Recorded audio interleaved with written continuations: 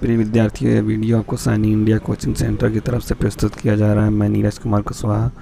आज हमारा विषय है जीवाणु अर्थात बैक्टीरिया। बैक्टीरिया एक सरल प्रकार का जीव होता है और इसकी खोज सर्वप्रथम एंटोनी वान लीवेनहॉक 1683 ने की थी।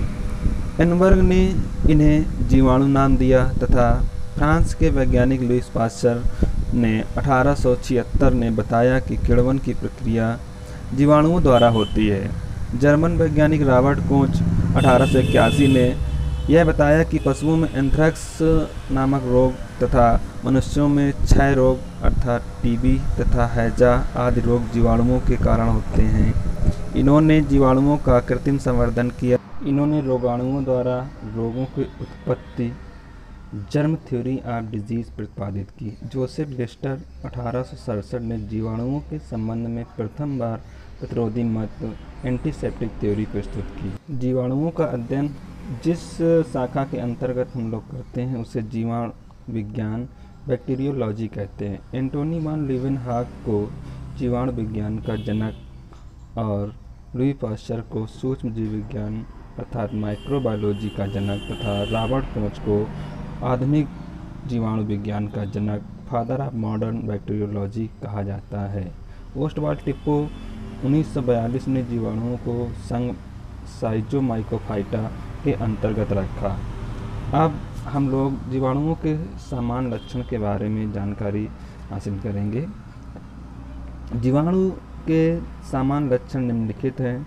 नंबर 1, जीवाणु सबसे सरल अति सूक्ष्म तथा एक कोश की आदि जीव प्रिमिटिव जीव कहलाते हैं। नंबर 2, ये सर्वव्यापी अर्थात विश्वजननी होते हैं और ये जल थल वायु जीवित एवं मृत पौधों तथा जंतुओं पर भी निवास करते हैं। नंबर 3, ये बर्फ व गर्म जल के झरनों में 80 डिग्री सेल्सियस तक के तापमान पर भी पाए जाते हैं। नंबर 4, इनमें कोशाभित्त सेल वॉल पाई जाती है जिसके कारण इन्हें पादप जगत में रखते हैं। नंबर 5, इनमें सुविकसित लवक प्लास्टिड माइटोकॉन्ड्रिया गाल्जिकाएँ अंतर्द्रव्य जालिका आदि कोशिकांग नहीं पाए जाते हैं। नंबर 6, जीवाणु कोशा में केंद्रक के चारों ओर केंद्रक कला न्यूक्लियर मेम्ब्रेन नहीं होती है तथा केंद्रिका भी अनुपस्थित होती है। कोशा द्रव्य में उपस्थित केंद्रीय पदार्थ को आरंभिक केंद्रक कहते हैं तथा ऐसी कोशा को प्रोकैरियोटिक कोशिका कहते हैं। नंबर 7, इनमें जीवद्रव्य कला कुछ स्थानों पर अंदर की ओर अनेक बार वलित होकर मध्यकाय बनाती है। इन पर श्वसन विकर होते हैं जो श्वसन में भाग लेते हैं। नंबर 8, प्रकाश संश्लेषी जीवाणुओं में हरितलवक क्लोरोप्लास्ट जैसी रचना नहीं होती बल्कि एक लैमेला नामक संरचना पाई जाती है जो अनेक थैलेकॉइड्स जीवद्रव्य में बिखरे रहते हैं। नंबर 9, जीवाणु के राइबोसोम्स 70 प्रकार के होते हैं जो जीवद्रव्य में स्वतंत्र रहते हैं और प्रायः पॉलीसोम या पॉलीराइबोसोम्स के रूप में नहीं होते हैं। नंबर 10, इनमें जनन सामान्यतः द्विविभाजन बाइनरी फ्यूजन के द्वारा होता है जो एक प्रकार का असूत्री विभाजन होता है। जीवाणु अति सूक्ष्म एवं साधारण जीव हैं। ये प्रायः एक कोश की होते हैं परंतु कभी कभी कोशिकाओं की संख्या के आधार पर इनकी कॉलोनी में 20 तक की संख्याएं पाई गई हैं। इनकी लंबाई 2 से 5 माइक्रोन तक होती है। कुछ जीवाणु 60 माइक्रोन तक की लंबाई के पाए जाते हैं। सबसे कम लंबाई का जीवाणु डेलिएस्टर न्यूमोसेंटिस तथा अधिकतम लंबाई का जीवाणु स्पाइरिलम वॉलुटेंस होता है। परंतु सबसे बड़ा जीवाणु बेजियाटोआ मिराबिलिस होता है। जीवाणु आकार एवं आकृति के आधार पर निम्नलिखित प्रकार के होते हैं। नंबर 1, क्षणाकार, यह क्षण के नुमा या बेलनाकार होते हैं। नंबर 2, गोलाकार या कोकस, यह बहुत छोटे जीव होते हैं जो गोल स्फेरिकल के आकार के होते हैं। नंबर 3, कॉमा आकार, यह अंग्रेजी के चिन्ह कामा के आकार के होते हैं। नंबर 4 सर्पिलाकार, यह स्प्रिंग या स्क्रू के आकार के होते हैं। जीवाणु की कोशिका की संरचना की बात करें तो यह जीवाणु कोशिका एक भित्ति से घिरी रहती है। यह पॉलीसेकेराइड, लिपिड और प्रोटीन्स की बनी होती है। कुछ जीवाणुओं में यह काइटिन नामक पदार्थ की बनी होती है तथा कुछ जीवाणुओं की कोशिका भित्ति में सेलुलोज भी पाया जाता है। इस भित्ति के चारों ओर स्लिम की बनी एक परत होती है। जीवाणु वृद्धि के समय स्लिम की बनी यह परत फूल जाती है और सख्त होकर कैप्सूल का निर्माण करती है। वे जीवाणु जो कैप्सूल बनाते हैं कैप्सुलेटेड कहलाते हैं।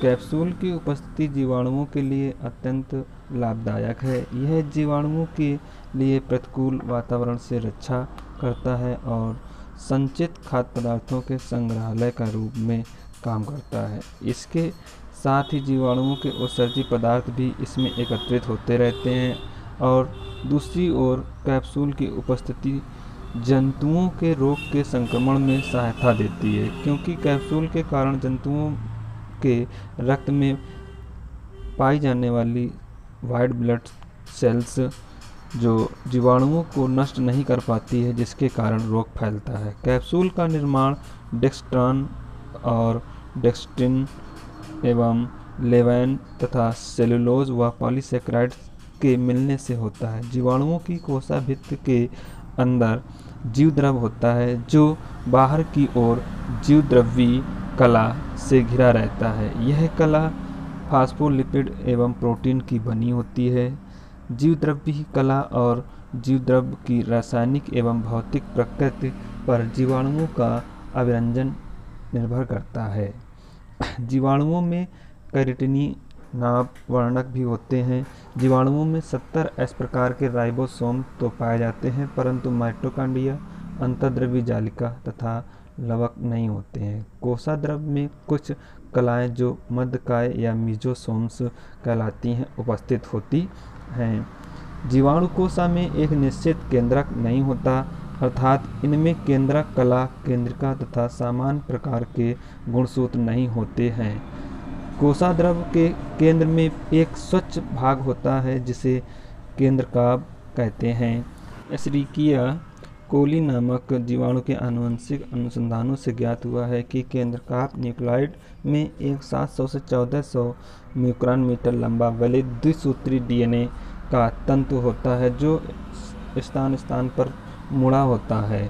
इसमें हिस्टोन प्रोटीन डीएनए तंतु से नहीं लगे होते हैं। जीवाणुओं में उपस्थित केंद्रकाभ न्यूक्लियोइड को आरंभिक केंद्रक कहते हैं। वास्तविक केंद्रक न होने के कारण जीवाणुओं को प्रोकैरियोटा वर्ग में रखा जाता है और मोनेरा जगत में वर्गीकृत करते हैं। जीवाणुओं का आर्थिक महत्व निम्नलिखित है। जीवाणु जिस तरह से हम लोगों को लाभ भी पहुंचाते हैं और हानि भी पहुंचाते हैं, जैसे कुछ जीवाणु लाभप्रद क्रियाएं करते हैं, उनमें से नंबर 1 है कृषि में। कुछ जीवाणु भूमि के उर्वरक शक्ति को बढ़ाते हैं। सभी पौधों के लिए नाइट्रोजन आवश्यक है। वायुमंडल में नाइट्रोजन लगभग 78% होती है। प्रायः पौधे नाइट्रेट्स NO3 के रूप में नाइट्रोजन लेते हैं। पृथ्वी में नाइट्रेट्स NO3 निम्न प्रकार से बनते हैं। नाइट्रोजन स्थिरीकरण जीवाणुओं द्वारा और नाइट्रीकारक जीवाणुओं के द्वारा। जीवाणु अमोनिया की नाइट्रोजन को ऑक्सीकृत करके नाइट्राइट में बदल देते हैं और इसका मुख्य उपयोग डेयरी में होता है, जो दूध में स्ट्रेप्टोकोकस लैक्टिस एवं लैक्टोबैसिलस लैक्टिस नामक जीवाणु पाए जाते हैं। ये जीवाणु दूध में पाई जाने वाली लैक्टोज शर्करा का किण्वन करके लैक्टिक अम्ल बनाते हैं, जिसके कारण दूध खट्टा हो जाता है। दूध को 15 सेकंड तक 71 डिग्री सेल्सियस पर गर्म करके शीघ्रता से ठंडा करने पर लैक्टिक अम्ल जीवाणुओं की संख्या कम हो जाती है। इस क्रिया को पाश्चुरीकरण कहते हैं। लैक्टिक अम्ल जीवाणु दूध में पाए जाने वाले केसीन नामक प्रोटीन की छोटी छोटी बूंदों को एकत्रित करके दही जमाने में सहायता करते हैं। जीवाणुओं का औद्योगिक महत्व। जीवाणुओं का औद्योगिक महत्व बहुत ही महत्वपूर्ण है। सिरका के उद्योग में जीवाणु अत्यंत महत्वपूर्ण भूमिका निभाते हैं। अल्कोहल एवं एसीटोन के निर्माण में, तंबाकू के उद्योग में, चाय उद्योग में, चमड़ा कमाने का उद्योग एवं औषधियों निर्माण में जीवाणुओं की बहुत महत्वपूर्ण भूमिका होती है। एवं कुछ हानिकारक क्रियाएं भी जीवाणुओं के द्वारा होती हैं जो बहुत ही हार्मफुल होती हैं। मनुष्यों के रोग, जीवाणु के द्वारा मनुष्य में अनेक रोग पैदा होते हैं। प्रिय विद्यार्थियों, क्या आप जानते हैं गंगा नदी का जल वैसे तो जीवाणु भोजियों के कारण शुद्ध रहता है, परंतु बेलोविब्रियो बैक्टीरियोवोरस नामक जीवाणु अन्य जीवाणुओं का भक्षण करता है, अर्थात दूसरे जीवाणुओं को खाने का कार्य करता है। इससे भी गंगा का जल शुद्ध रहता है। जीवाणु में सर्वाधिक अध्ययन एस्केरिसिया कोलाई जीवाणु का किया गया है। ये जीवाणु अनेक कशेरुकी प्राणियों की आंतों में रहकर पाचन क्रियाओं में सहयोग करते हैं। शाकाहारी जैसे घोड़ा, गाय, भैंस में सेलुलोज के पाचन हेतु प्रोटोजोआ के अतिरिक्त रिमिनोकाकस एल्बस नामक जीवाणु उपस्थित होते हैं। एल्बस पर्वत के ऊपर बादलों में वैज्ञानिकों ने लगभग 1500 सक्रिय जीवाणु पाए हैं। ऐसा माना जा रहा है कि जीवाणु कार्बोनाइल नामक ऑक्सीजन युक्त यौगिक बनाते हैं, जो कि ओजोन के निर्माण के लिए उत्तरदायी है। प्रकाश संश्लेषी जीवाणु प्रकाश संश्लेषण में जल का प्रयोग नहीं करते हैं और इस क्रिया में जल नहीं निकलता है। प्रिय विद्यार्थियों, आज हम लोगों ने जीवाणु अर्थात बैक्टीरिया के बारे में अध्ययन किया।